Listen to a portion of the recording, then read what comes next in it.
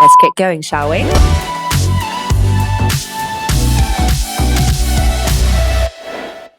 We are so incredibly excited to welcome Leanne Carling to Mothertown. Leanne, how are you? I'm great, thank you, ladies. Thank you for having me on your show. Have you got that Friday feeling? I have. Oh, it's great to have you in the studio. Yeah, with our lovely neon light that's just appeared at 2 p.m. in the afternoon.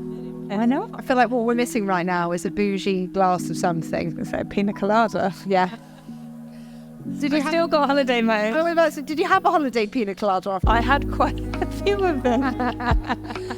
Sarah's just come back from her vacay. First week of school and Sarah goes on holiday. I'm like, living the life. I was here all summer. I've said this every episode, but everyone came back and I was like, about it. try and go all the things. Yeah. Anyway, enough about me and my holiday. So tell us a little bit about you. So right back to the start, I was born and raised in Glasgow. Working class family. My mum and dad worked really hard and they kind of instilled that into myself and my brother, get a good job, work for the long term, safe, secure job. And I went to school. I've done well at school, but I didn't like being at school. And then I got a job for the summer before I was supposed to go to college, and I quite fancied, I was wanting to be a translator for languages. And after school and at the weekends, I worked for a distribution company that supplied all the frozen food, farm foods. And I worked in the office taking calls, and through the summer they asked me to cover holiday cover. And I just loved solving the problems and making more money. So I decided not to go back to school and take a full-time job with the company. And then I just worked really hard and worked my way up throughout various distribution companies. So with the likes of, as I say, Farm Foods, Iceland, Marks and Spencer's, and then I went to a company called 3663 that are owned by Bidfood, and I met my husband there. And I was very, very good at my job. He then became my boss, which made it very difficult. Bonuses and things, not difficult to anyone else, but probably more me. Yeah. Because I felt, are people saying that she's getting a good bonus because of her boyfriend, blah, blah, blah. So my husband was he had his own business before and hated working in mainstream employment and was itchy to start something else again. So he had been reviewing and researching the property market and wanted to start his own property investment company. So after a few chats and things, we decided to quit our job. It was going to be one or the other, but it was both of us were wanting to do it. Yeah, we had to do it together. And if I can just backtrack, the first book that my husband bought me, a first gift my husband bought me was a book by Kim Kiyosaki called Rich Woman. She's married to the author Rich Dad Poor Dad, Robert Kiyosaki. And that was a light bulb moment for me about working for yourself and making your money work for you and not you for your money. So I was, full steam ahead, let's start our own company. By this point, I was pregnant with my son. We'd just bought very expensive property and we were quitting our jobs. So our parents thought we were absolutely crazy. You've got a baby on the way and you've just bought this huge house, huge commitment, and you're quitting your jobs. You're high paying, safe, secure jobs. So, but we believed that if we didn't fully commit, make it. So we didn't have a lot of money, but we had enough money to live off for 6 months to pay the bills. So to pay the mortgage, the car, the gym, food, petrol, all your living expenses. And when that money ran out, if we hadn't secured any income, we would need to get jobs. Yeah. So we had the baby on the way, the new house, quit our jobs, and starting a company from scratch. So time was fast approaching, the money was quickly running out, and we bought our first property deal in March 2008. So we quit our jobs in 2007, September 2007, and bought our first property deal in 2008. And then that's where our journey really started. Cool. So we bought one property, and then we bought two, and then it just kind of Snowballs. yeah. And then around about 7 properties, we kind of became, this is bigger than just the two of us. We need to build our team. We need an accountant or a bookkeeper that's going to keep us on track. Then you've got all these properties. We didn't realise managers. That's another side of the business. That you said there. Yeah. Just normal. So loved it. We've got small baby. So you're working and mother. Yeah. New business. So no, it was crazy times, but absolutely great. I mean, I loved it. I loved the challenge. How was that, bringing a child into the world while starting up a business? Do you know, we didn't know any better, so you just kind of roll with it and you just make it work. I'm a very organised person, and for tips for people. Still to this day, I like to be organised. I learned, even when the kids started school, I had 5 sets of uniform because I never wanted to have to come in and then think, I'm not organised for tomorrow. Yeah. So I had them all ready on the Sunday for that working week. Because you never know what's happening. We always say, man plans and God laughs, because you could wake up with this plan that you're going to do X, Y, Z on the Monday and something happens and Everything goes to shit. you realise where the shit hits the fan. So What else do you do other than the property manager? So a lot of it is mainly property, so it's residential, commercial and student. But we own a heating and electrical company, so we do all the gas central heating, air conditioning when it's needed, electrical certificates, etc. for all landlords. Yeah. All the new kind of solar panels, air source heat pumps, so all the renewable stuff that they're introduced. Amazing. So, yeah, there's a couple other companies that we're looking at and working with, but I can't really, not quite over the line. Sounds like you're busy. And how is Dubai life? Have you invested in property in this market yet? We haven't, not yet, no. Is it a market that you're looking to invest in, do you think? Probably not just now because it's a bit crazy. It's probably the height of the market, I think. Yeah. Hopefully, if history repeats itself, it should, or if we look at history in other countries, it should start to dip. But who am I? I did think that 2 years ago, and we're still up. Yeah. Oh, I thought exactly the same. I thought, we're definitely due a correction. And no, we're still kind of skyrocketing, especially in this area. Jumeirah Gulf States is just going from strength to strength. So how many children do you have? I have 2. Okay. And how old are they now? So Mitchell's 15 going on 16 and Blair is 13. 13. And I believe Blair was diagnosed with type 1 diabetes. Yes. Can you please tell us a little bit more about that diagnosis and how you found out? Okay, so Blair was 8 years old. Now, type 1 diabetes is an autoimmune disease that can strike adults and children at any time. You can't prevent it and you don't cause it. So there's nothing that you've done to cause this. So we believe that Blair had a viral infection at Christmas time and that's what attacked her pancreas.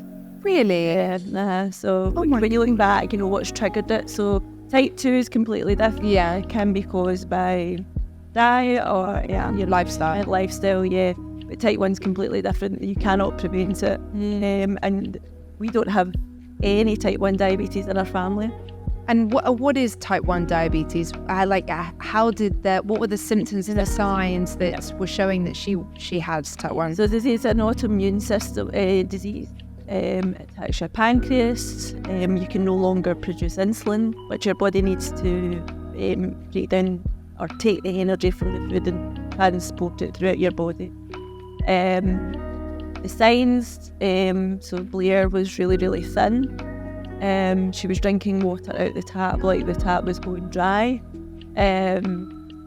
Really, really sore to touch. So at 8 years old, you're carrying on and you're tickling. Yeah. And she was just like, you're hurting me. And, we're like, oh. Whereas before she was always really boisterous, had a big brother and, full of carry on. So I remember the day, take it back. So on holiday in April and we went for a meal. and she's always hungry as well, always hungry, and really thin. And I kind of justified the signs because I'm like, well, I'm always thirsty. I drink loads of water. Yeah. She's tall and thin. I was tall and thin when I was younger. You know, my dad used to say to me, don't walk over any drains, you'll fall down them. And, you know, so you justify, you think, well, she's just like me when I was younger. But the soreness and it was probably the soreness. She was always complaining of being sore, but I would say where? She couldn't tell me, so just her body was aching. Other signs are like getting up through the night for the toilet, or kids wet the bed. Blair wasn't like that. It was just this habit drinking. She would open a bottle of water, and Blair's like an 8-year-old child. Yeah. So we were out for a meal on a holiday one night, and family were there, and Blair had said, "Can I order a rack of ribs for starter, fillet steak for my main course, and a chocolate pudding?" Oh my God. For dinner. And I swear to God, my dad's like, yes, I'm going to get some of this. Yeah. She ate every bit of it. And then when we went home, she had a cup of tea. She says, "Mum, can I get a baguette? I'm still hungry." Like, go with it. In this food. And I didn't know, as I say, none of us had that type 1 diabetes. We didn't know anyone who did. And then we went back to school after the Easter holidays, and we were in the car one day, and I turned around and I stopped at the traffic lights, and I turned around and I says, "Blair, are you okay?" And she just went, and her face was like the scream mask. And I just thought, right, we're going to the doctors. So I went to the doctors, and there was a new doctor. She just qualified the day before. Oh. So like, Oh, God. she said, checked her. She said, "I don't know what's wrong with her." And I says, "Listen, could you check her for diabetes?" And I don't know why I asked. Wow. She went, "Yeah, sure." So she had done a urine sample, and then she says, "I need to go and get another doctor." The other doctor came in who I knew, and he said, "Mrs. Carling, Blair's very well. You'll need to go straight to A&E, Yeah. and they'll be waiting on you." And I was like, "Is this serious?" And it says, "They'll be waiting on you." So when we got there, the doctors waiting on her to take loads of blood, etc., and they were saying, "We're 99% sure she's type 1 diabetic." So, and the doctor's like, "Do not pass go, do not go to a shop, you go straight to the hospital." So she be kept in overnight, and then Blair's your blood should be, so in the UK it should be anywhere between 4 and 8. Here it's 18 and 144 because they measure it differently. Blair's blood was 35. And they said that never seen an adult, let alone a child, walk through the doors. She should have been in a coma. Well. So I'll never forget the day, the 2nd of May 2018. And then my life completely changes. Her life changes. There's no cure for type 1 diabetes at the moment, but fingers crossed you get the cure. So then your life completely changes. She was in hospital for 2 days, and then because her blood was so high, bring her blood down quickly because we got a shock and it could make her worse. So we eventually got her out of hospital, and then hard work begins. You've got to monitor your blood 24/7 for highs and lows. And then Leah's done all her checks. She's a star, and absolutely, honestly, talk about someone who inspires you. She's done her own injections. What a legend. Every day of her life since being diagnosed, and that can be minimum 5 injections a day. And she does fantastic. Loads of changes, as she's getting older, her body's changing, she's getting hormonal, so there's loads of things that she's got to change and adjust to, which she does absolutely.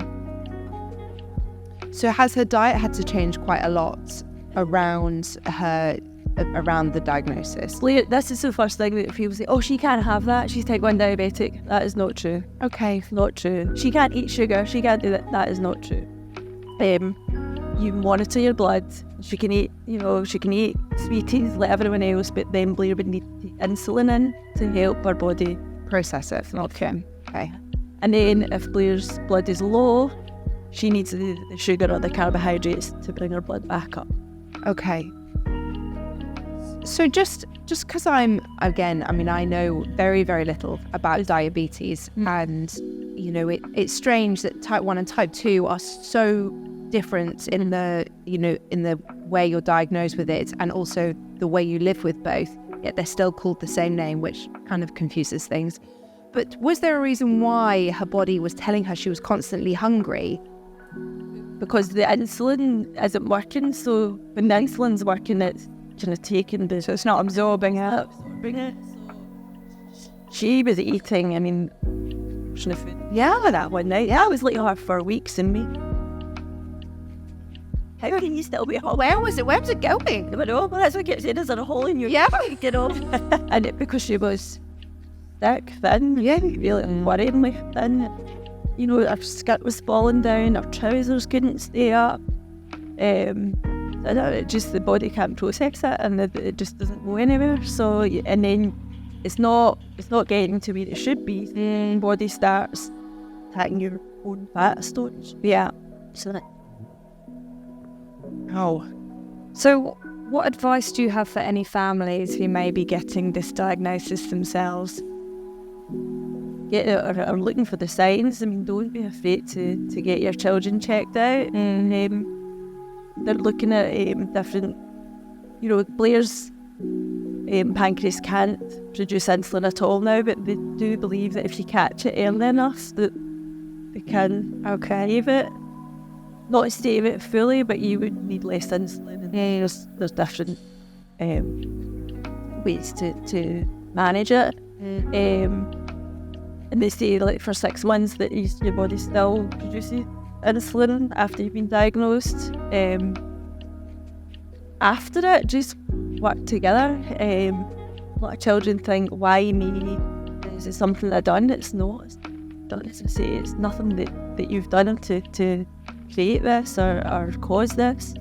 Really talk it through quite hard. I can remember the first day, you know, it took us 40 minutes to do one injection. It was like, oh my God, our schedule is completely manic, and if we do this 5 times a day, yeah, you're going to cope with life. But it does get easier, it does get better. I remember my son getting really upset. Like, if you don't do this, you're going to die. And, you know, so it affects the whole family. But, you know, the person that's been diagnosed. And is it quite rare, or is it quite common? I mean, is there much? Did you find much support out there for you as a family and for your daughter going through it? There's 400,000 kids in the UK. When they... Okay. Or is that completely the other? I can't remember. But the support that we've had from JDRF has been fantastic, and that's how we funds for them. Yeah. Support as in for a family unit and for the person with type 1. Yeah. Fantastic. You know, we've got support groups, they've got online sessions, like learning sessions, not training sessions, because again, everybody's different and deals with it differently, but it's like a support group. Yeah, work, and then the children can go to like outdoor days, etc., with other people that are type 1 diabetes. Yeah, I think that's so important, especially for kids, to feel like there are other people going through the same thing and they can relate to them. And now, in terms of how she tracks her blood sugar, I mean, I'm guessing science and technology has evolved so much. And I've seen people, actually, I saw someone the other day who had like a patch on her arm. Yep. I said, oh, do you mind me asking what that is? And she said, yeah, no, I'm diabetic, and it helps me manage my blood sugar levels through an app, which sounds so clever. Can she track that way as well?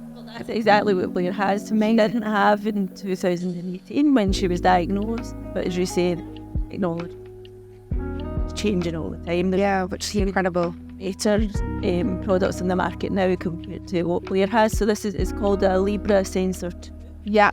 Where wears it in their stomach, some people wear it in their arms, their legs, and you use your mobile phone. Scan, it tells you what your blood reading is. Previously, Blair would need... I was going to say, so now she doesn't have to do all the finger prick. No. That's nice. So this and then this alerts, it tells me. Right. So when Blair's at school, I know what her blood sugar levels are at, and it tells me that there's an alarm comes off of my phone if she's high or low. Okay, I was going to ask that. That's very clever. So at any point if the alarm goes, she knows, right, I need to take the injection now. Yeah. And then if she's having a sleepover, I know, and then I say, "Are you okay?" And then I guess when you go to the hospital, they can just download all the data. Yeah. So clever. It's fantastic. And then the doctor can use the data to say, right, on average, you're trending high or you're trending low. How can we work on helping you get better results in the green zone? Yeah. Amazing. Yeah, because I heard that sometimes pregnant people here now have started in Dubai getting these to track when they get gestational diabetes. Yeah. Yeah, no, it's very interesting. And I mean, in terms of like the school support that you get here, are the schools very supportive when it comes to children with type 1 diabetes? They are supportive, but we had to get the doctor to create the plan, etc. But a lot of people still don't know a lot about type 1 diabetes, which, I didn't. I had to learn about it, and then you start getting angry when people are giving you their perception of what they believe of it, and you're saying it's not that at all, must have been you gave her too many sweeties and, all this stuff, and you're like, no, it's not that at all. So the sport's there, yes, but a lot of education too. Yeah. And I mean, I know you as a family now do a lot to give back and raise awareness. What does that look like in your family? How are you raising the awareness that people so clearly badly need?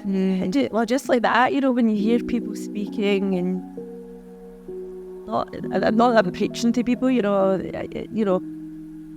ask them, where did you get that from? Have you seen this? And I'm a big in the house, but cartoons for kids as well, because we get a lot of visitors and the kids are like, yeah, injection and do it. But certainly we try to educate where we can and explain the changes that we've explained here. We do a lot of work for JDRF and raise funds because we believe that they will find a cure in Blair's lifetime. Amazing. We were in London, when was that? June, and we met the Queen, the new Queen, Camilla, because she's a big supporter of JDRF. And I think because we'd done quite a bit of charity work for JDRF, we were invited along, and it was absolutely amazing. We got to see the scientists and what they're doing, what they're working on. And then some scientists came in and explained, really down to what the cells are doing in Blair's body, what happens when the insulin's, injected and what it does to the body. So it was absolutely a fascinating day. Wow. As I say, we do try to raise quite a bit of. That's incredible. Yeah, so you've done quite a few different activities, I could say, to raise funds. So you've done Vietnam to Cambodia. Yes. That was cycling, right? Base camp. Yeah, Everest. Which a lot of people, my husband's obsessed with this. He keeps saying he's going to do it. And I say, absolutely not. Oh my God. How was that? It was the most fantastic experience. And see, when I do these things, and people say, like, how do you get through them? And because I train and I do exercise and I keep them. But this was, my husband and I always push each other to do challenges and better ourselves. And, we always support each other. Yeah. And I said to him at a brunch in Dubai, last time we really physically challenged ourselves. Well, this time last year I done a 944 kilometre cycle, hike, uphill,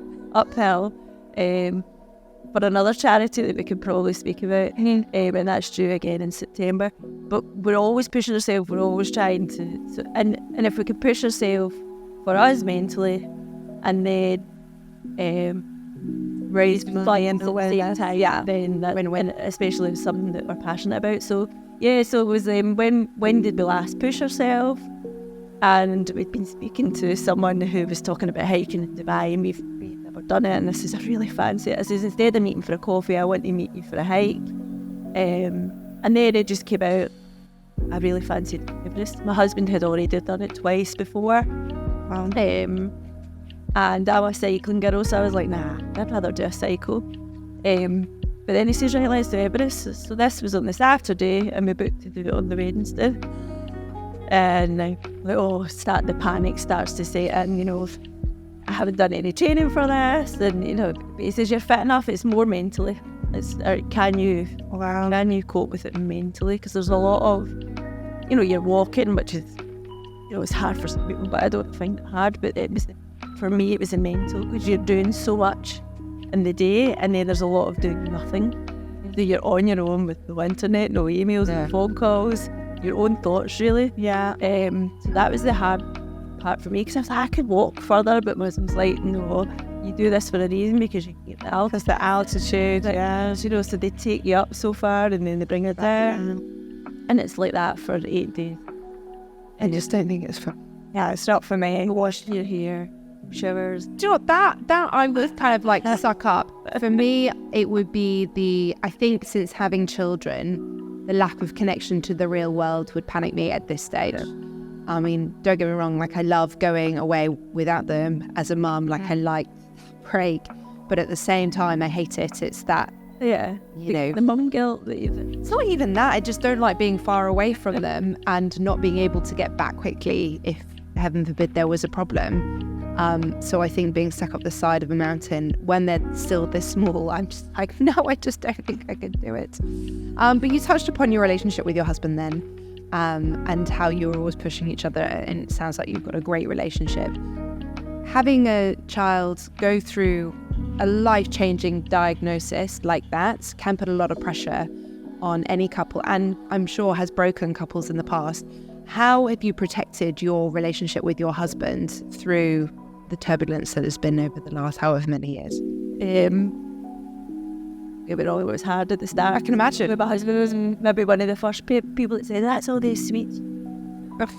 And Oh my God. and I was like, it's not that at all. And this is where we're so uneducated, that with type 1 diabetes. But we work as a team, always. So nice. We support each other. Don't get me wrong, it's not all a bed of roses. We disagree, but we always chat it out. We never go to bed in an argument, so we can be up late some nights. But we just always work as a team. We've got the same mission, let our children in our world, that's our world. So we just want the best for us and the kids. But we always work as a team, and I always say we stay in our own lanes. He knows what he's good at, I know what I'm good at, and the minute we cross each other's lanes, then that's when the collision happens. So I'll say, get out of my lane. Bad up, vice versa. But we've got a good, don't get me wrong, like honestly, people could come into our house and we're very passionate, so we can be very vocal about what, but then I'll be like, do you want a cup of tea? Or are we going to walk? Or, we just never ever. Yeah, exactly. We can see things and then I'll go, right, you're out order there. Have a tiff. We're the same. We spat all the time. And some people, people who've known us for a long time but might not know us that well, be like, oh my God, you argue with your husband so much. I'm like, I don't really. I mean, it's just our relationship. We spat. Doesn't mean anything. It's better than the ones that argue and then don't talk for days. Yeah. Or don't even speak about it. Yeah, exactly. Just kind of sweep it under the carpet. We're very, very honest with each other, actually. Yeah. And, if I'm doing something that is really annoying him and vice versa, we'll say, or if I do something, he'll say, I don't think that was quite right the way you handled that. So we are very big. We say call it, so if there's something that we don't like, we call it. Yeah. And also respect. I mean, having mutual respect helps a lot. Sure. And then just before we move on to what's next for you and what's in the pipeline, for other parents out there who have just received the diagnosis, do you know of any support networks on the ground here in Dubai? Obviously, you mentioned the charity in the UK, so people who are based in the UK listening to this, they can reach out to that charity, and we'll definitely link everything in the show notes. But do you know of any support networks here? Not in Dubai, but the doctor that we have here in Dubai is fantastic. And JDRF Physical. Amazing. JDRF. Charity. Yeah. JDRF. And they do fantastic work. And even using all their stuff online. There's quite a few kids on Instagram as well. don't have their names, I probably should have wrote that down for you, but it's Miss Then how dang good. yeah, and she's fantastic. I think she's an actress actually, and she's very, very good. Okay. How to deal with day-to-day life, angels enemy, not with That's lovely. JDRF online could help you. Yeah. And there's one other charity I know you work quite closely with, isn't there? John Caldwell. Caldwell Children. We met John and his wife Modesta at a charity event, and then they told us about their charity, and my husband bought it was a meal with John and Modesta at an auction. We met them, we got on great with them, and then they told us a bit more about their charity. They work with disabled and autistic children, and finding an early or a diagnosis. They're based in Staffordshire in the UK, where there's not a lot of funding or help from the NHS, and they believe that the earlier diagnosis of autism, the more help or the better the children can then lead a fulfilling life. Yeah. They provide help, so diagnosis, the services, and children with chairs, they provide wheelchairs, so it's fantastic. But what I love about the charity is that they're fully transparent. So we've worked with charities before that you don't know where, so you donate the money and you don't know where it's going. John and his team, they pay all the administration fees, so all the wages, so that every penny donated to Caldwell Children goes to the children. Wow. Yeah, That's amazing. that was one of the main things that About it, yeah. charity. Sounds like a great place. We'll link definitely them both into the show notes. Yeah, sure. And then, so what's next? I mean, you sound like a woman of many talents with all these many businesses. You said you've got a few more in the pipeline. Anything exciting that you can share with us? We've got a few big contracts coming off in the UK with our accommodation, which is great. I've been working on for a year. We're working on something in the USA, which I would have loved to have shared today, but Watch this space. spaces, yeah. I can link you in when it comes off. Yeah. But just always, we're always, my role in the company is at mergers and acquisitions, so I'm always looking at companies' bags. Exciting. So you've got a lot of businesses and obviously done very, very well, you and your husband. What is your advice to anyone who's looking or considering starting their own business? Just do it. Yeah. Just do it. Don't spreadsheet it. A lot of people say, I'm going to do this, and then they start thinking about it and they spreadsheet it. We're not reckless. You know your numbers, you know what you want to do. You research what you want to do, but don't kill it. Don't kill your dream or your idea by spreadsheeting things. By the thinking it. Yeah, which so many people do. Yeah. I agree with you on that. I love it. And if you fail fast. Yeah. Start again. yeah, I mean, you learn. Your biggest learnings are from your failures. Yeah. So always review what's happened. Where did you go wrong, and where can you? Yeah. And then my final question is, you obviously have a very busy business life and personal life. How do you juggle the two? How do you keep that balance? There's no balance. There's no balance, and people.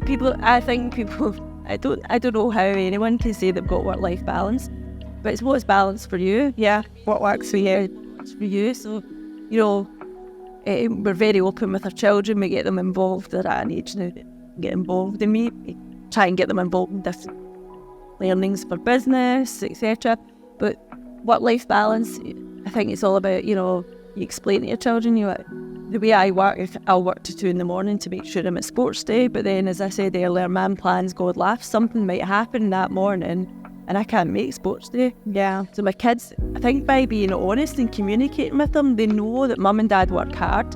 They've got the nice life that they have. They can visit the nice places that they do because mum and dad work hard, and we do make time for them. But then if something comes up, at the same time, if I'm working and something comes up with my children, I drop the work. Yeah.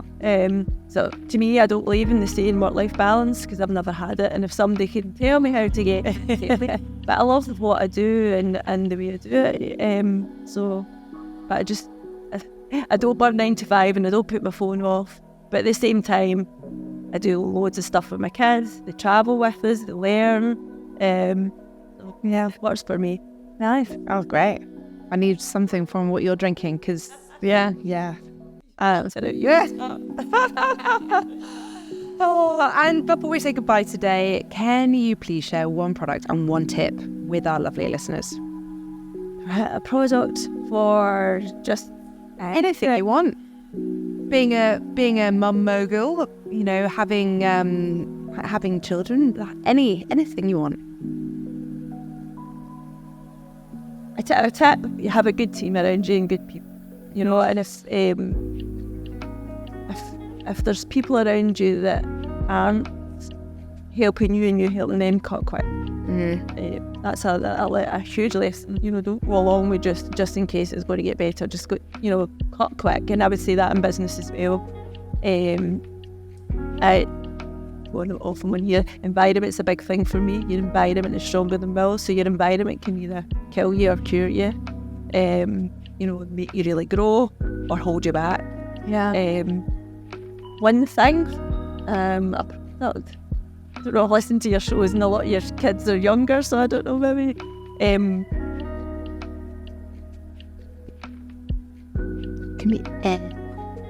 Could be something that's really helping you in business, in Technology. Travel essential.